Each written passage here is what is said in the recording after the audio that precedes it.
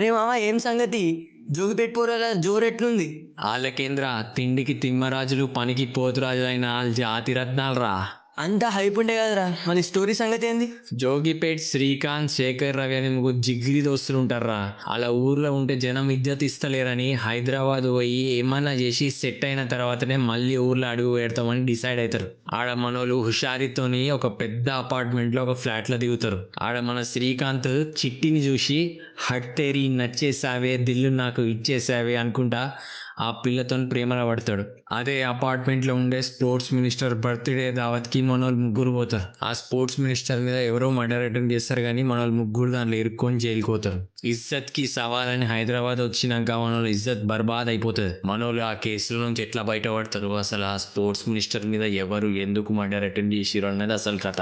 కథ అయితే వినడానికి ఇంట్రెస్టింగ్ గానే ఉంది కానీ మరి స్క్రీన్ ప్లే సంగతి ఏంది? సినిమా ఫస్ట్ హాఫ్ లా సీన్స్ అన్ని మంచి ఫ్లోలా అరే కాకా మా ఆడియన్స్ కి ఇదే కావాలి అనే ఎంటర్టైన్మెంట్ ఫీల్ లా నడుస్తుంటది. సెకండ్ హాఫ్ లో మాత్రం చిచ్చా ఇంతకాలని కేసులో ఎవరు ఇరికిచ్చిర్రు ఎందుకు ఇరికిచ్చిర్రు అనే సస్పెన్స్ తీగ తెగేదాకా లాగుతూనే ఉంటారు. కొన్ని సీన్స్ లో అయితే మజాక్ ఆడకుండా బై ఆడియన్స్ మరీ అంత ఎదవాలనుకుంటుర్రా అనే ఫీలింగ్ కూడా వస్తుంది. ఇంకా క్లైమాక్స్ ముందు కామెడీతో బండిని మించిరు కానీ లాజిక్ మాత్రం ఎప్పుడో పంక్చర్ అయిపోతుంది. మరి డైరెక్షన్ ఎట్లుంది? దీని డైరెక్టర్ అనుదీప్ కేవి ఇంతకుముందు పిట్టగోడ అని సినిమా చేసిండు. ఈ సినిమాలో ఆయన కామెడీని బాగా హ్యాండిల్ చేసిండు కానీ కథ మాత్రం మరీ స్కాటర్డ్గా ఎటు పోతుందో ఎందుకు పోతుందో అర్థం కాకుండా చేసిండు. కామెడీ సినిమాల లాజిక్ని అంటి పట్టుకొని కూర్చోలేం కానీ మరీ ఆక్ పాక్ కరేపాక్ లెక్క ఉంటే మాత్రం కష్టం అన్న. ఫస్ట్ హాఫ్లో మాత్రం కామెడీ సీన్స్ అద్దిరిపోయినాయి. సెకండ్ హాఫ్లో మాత్రం కొన్ని కామెడీ సీన్స్ కూడా బాగా లాగ్ అయిపోయినాయి. డైరెక్టర్ కామెడీతో మ్యాజిక్ చేసిండు కానీ లాజిక్ని మాత్రం లాద్దనిండు. మరి పర్ఫార్మెన్స్ ఎట్లున్నాయిరా? జోగిపేట్ శ్రీకాంత్ పాత్ర నవీన్ పోలిశెట్టి చింపేసిండు. ఆ కామెడీ టైమింగ్, ఆ స్పాంటేనిటీ, ఇంకా ఒక కోట్ సీన్లో మనోడు చేసే పర్ఫార్మెన్స్ చూసి అరే మనకి మోస్ట్ వర్సటైల్ యాక్టర్ దొరికిండ్రా అనిపిస్తుంది. ప్రియదర్శి కూడా పాత్రకు ప్రాణం పోసిండు. మల్లేశం లాంటి సినిమాల లీడ్ రోల్ చేసినాక కూడా నాకు మంచి పాత్రలు దొరికితే ఏ రోల్ అయినా పర్ఫామ్ చేసేస్తా అనే ఆయన యాటిట్యూడ్ మాత్రం హ్యాట్స్ ఆఫ్.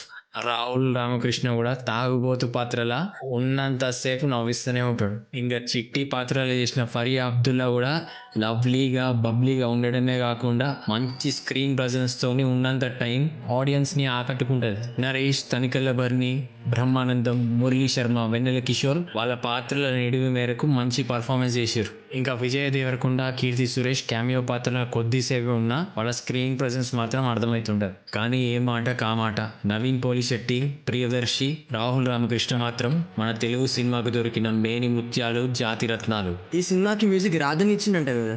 అవునరా, రాధనిచ్చిన చిట్టి పాట ఆల్రెడీ చాట్ బస్టర్ అయింది. ఇంకా టైటిల్ ట్రాక్ కూడా మంచి రెస్పాన్స్ వచ్చింది. బ్యాక్గ్రౌండ్ మ్యూజిక్ కూడా కామెడీ టైమింగ్ కి తగ్గట్టు కానీ సీన్ కి తగ్గట్టు కానీ పర్ఫెక్ట్ ఉంది. మరి ఎడిటింగ్ ఎట్లుంది? సినిమా ఫస్ట్ హాఫ్ క్రిస్ప్ గానే ఉన్నా సెకండ్ హాఫ్ లో మాత్రం సీన్స్ మరీ స్ట్రెచ్గా అనిపిస్తాయి. కథల క్యారెక్టర్స్ ఎక్కువైపోయి కనెక్టివిటీ తక్కువ అయిపోయింది కానీ అభినవ్ రెడ్డి మాత్రం డీసెంట్ జాబ్ చేసిండని చెప్పాలి. ఈ సినిమా విజువల్స్ ఎట్లున్నాయి? దీనికి సినిమాటోగ్రఫర్ సిద్ధం మనోహర్. సినిమా చాలా నీట్గా ఉందిరా. కామెడీకి కావాల్సిన ఆ మూడ్ అన్ని ఫ్రేమ్లలో కనిపిస్తుంటది. మరి ఓవరాల్గా ఏమంటావు? మీ దిల్ ఖుషి కావాలంటే దిమాగ్ని ఖాళీగా ఇంట్లో పెట్టిరండి, కడుపు నిండా నవ్వుకుంటారు. ఆ జాతి రత్నాల్ని మీరు ఎంకరేజ్ చేస్తారని తెలుసు. అట్లానే మమ్మల్ని కూడా ఎంకరేజ్ చేసి షేర్, లైక్, సబ్స్క్రైబ్ చేసుకోండి.